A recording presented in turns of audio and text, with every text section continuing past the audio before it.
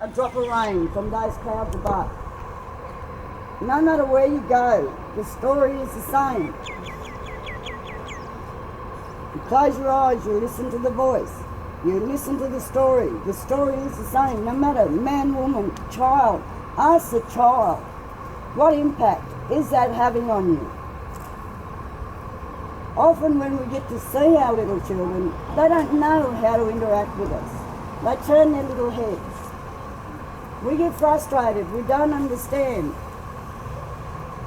I'm your mum, I'm your nan, I'm your auntie. Why aren't you coming up to me, cuddling me? We don't understand how their little self is changing.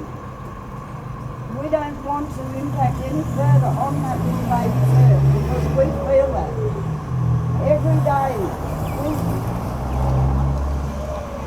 our mothers, our fathers, grandmothers, grandfathers, we cry because we've got empty arms. It doesn't matter how many other grandchildren, how many other children these mothers and fathers have got. They still want the one that they have. They're our babies. We breed these little babies in our bellies as mothers, as grandmothers. We have a right to nurture and care for them. You have a dog. That dog has puppies. Do you take those puppies? Do you steal those puppies from that mother, or do you allow that mother to nurture her puppies? We're better. We're supposed to be human beings. We're supposed to have compassion. Let's make them accountable. Let's make them show their compassion in giving back our children. Let it start today, not tomorrow, not the next day, not next year. Let us put a stop to this now. Yeah.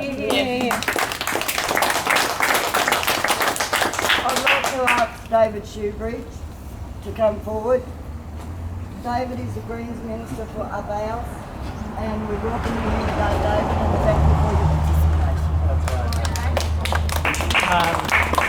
Just a Greens member, not a Greens Minister. That's right.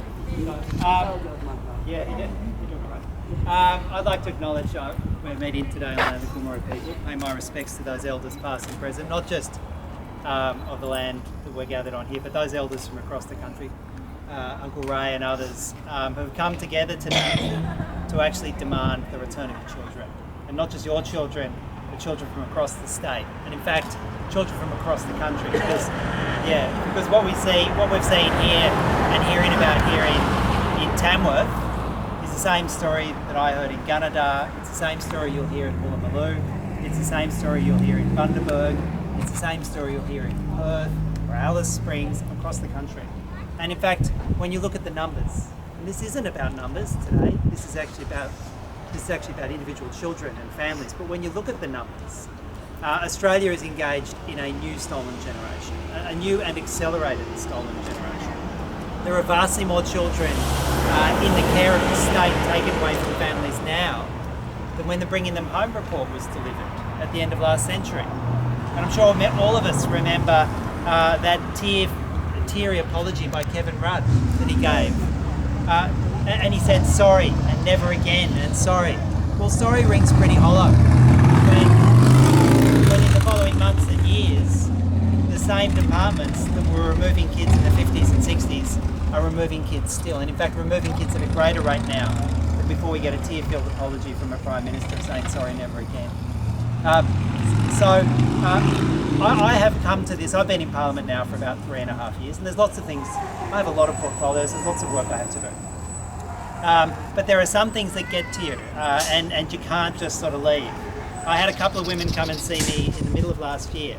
Came down to Sydney and said, "It's happening again. They're taking our babies. Nobody's doing anything. Nobody's listening. We don't know what to do." And last year was really busy, and I didn't get around to address it. I exchanged some emails. Busy politics. Early this year, it was unfinished business for me, and I phoned up and made the calls and made the connections, spoke with them, and then I made a commitment to go back to Gunnedah and come and talk with the families and see the families out in Gunnedah and meet the community, and I did. And I've got to say, what I heard at Gunnedah, and the dozens of people I met with, the families I spoke to, same stories kept coming back again and again and again. They arrived on Friday night and they took our kids and no one to call because all the services were shut down. As soon as we got into court the following week, our kids were hundreds of kilometres away with strangers and we didn't know where they were. I didn't understand what happened before. It was just some strange process which just seemed to rubber stamp what the department said. I've done everything docs have asked. I've done every drug test. I've done all the courses that docs have asked. It's 3 years down the track now. Why haven't I done anything? I hear the stories of Arnie Hazel and the other grandmas I work with. Never been in trouble with the law. Never had a drinking problem. Never had a job as a registered nurse for their life. Raised their own kids. And they're being routinely excluded from an option for caring for their own grandkids. And you talk with kids who have been in care. They know that they would rather have spent the last day in close connection with their parents rather than cared for by strangers. And often a revolving door of strangers. And when families talk with their kids and say the fact, I spoke with my son, he showed me the bite marks he had with his parents.